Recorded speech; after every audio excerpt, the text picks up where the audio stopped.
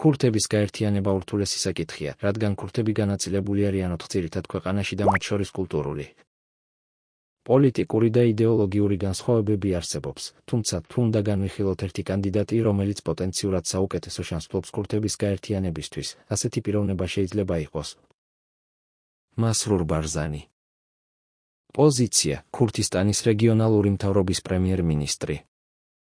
მიზეზები, რატომ შეიძლება იყოს საუკეთესო კანდიდატი. 1. საერთაშორისო მხარდაჭერა. ბარზანის ოჯახი ხანგრძლივი დროის განმავლობაში დომინირებს ერაყის ქურთისტანის პოლიტიკაში და მას აქვს კარგი ურთიერთობები დასავლეთთან, განსაკუთრებით აშშსა და ევროპასთან. 2. რეგიონალური გავლენა. ერაყის ქურთისტანი წარმოადგენს ყველაზე სტაბილურ და ავტონომიურ ქურთულ რეგიონს. მასრურ ბარზანის შეუძლია გამოიყენოს ეს როგორც პლატფორმა სხვა ქურთული რეგიონების დასაახლოებლად.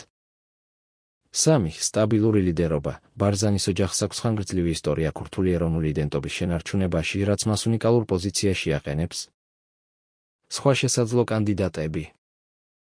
1. სელაჰათინ დემირტაში. თუ ის გათავისუფლდება და დაუბრუნდება პოლიტიკას, მისი პოპულარობა თურქეთის ქურთებს შორის და დემოკრატიული იდეოლოგია მას საშუალებას მისცემს გახდეს ქურთების გაერთიანების სიმბოლო. თუმცა მისი გავლენა თურქეთის ფარგლებს გარეთ შეზღუდულია. 2. ნეჩირვან ბარზანი, მასრურის ბიძაშვილი, რომელიც ამჟამად ქურთისტანის პრეზიდენტია.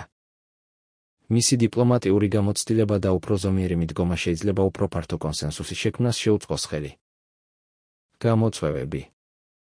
ქურთების გაერთიანებას ხელს უშლის არა მხოლოდ გეოპოლიტიკური ინტერესები, არამედ და პოლიტიკური და იდეოლოგიური დაპირისპირებებიც, მაგალითად, ფიქსა და ბარზანის დინასტიის მომხრეებს შორის. საუკეთესო კანდიდატი იქნება ის, ვინც შეძლებს სამშიდა და გარე ინტერესების დაბალანსებას. მასრურ ბარზანი ამ ეტაპზე შესაძლოა ყველაზე რეალისტური არჩევანი იყოს, მაგრამ ეს დამოკიდებულია ქურთული საზოგადოებების ნდობასა და ერთიანობის სურვილზე.